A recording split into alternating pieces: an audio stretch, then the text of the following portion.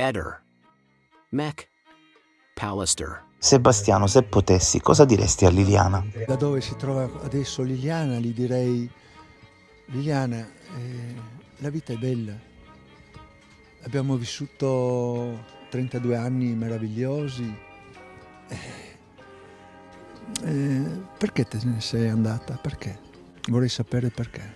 Hai detto 400 volte che Liliana negli ultimi giorni non era la stessa, ma hai anche detto 300 volte che negli ultimi giorni era felice. Qual è la verità? Non l'ho vista tesa, anzi era felice quel giorno lì, era felice. Io ho sempre questa sensazione che quella telefonata delle 8:22 verso il signor Sterpin, lì è successo qualcosa, perché io non ho percepito assolutamente niente. Liliana è morta il giorno 14 e poi tutto quello che è stato fatto, detto, scritto, l'autopsia, queste cose qua, vedremo di poter capire. Io ho parlato con l'avvocato, col nostro consulente medico legale che dice lui vuole un po' vedere, analizzare, capire cosa è stato fatto, se ci sono stati errori, se ci sono state delle mancanze. Siamo qua a un anno di distanza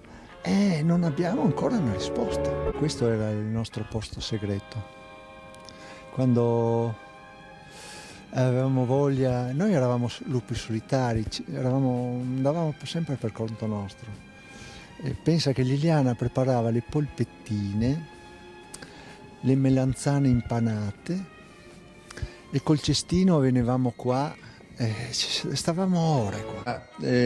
Parlando giorni prima col fratello gli dicevo: guarda Sergio, io anni fa che parlavamo io e Lili, io mi ero espresso, dicevo: guarda, se a me dovesse succedere qualcosa vorrei essere cremato e le ceneri sparse dove vuoi tu, no? E così anche lei mi ha detto: sì, anch'io non voglio andare sottoterra, nella terra, queste cose qua, e vorrei essere cremata. Era un desiderio di Lili, io ho detto solo questo, non è che io mi sono imposto a fare la cremazione, mi attengo. Ehi, non dimenticare di iscriverti a questo canale.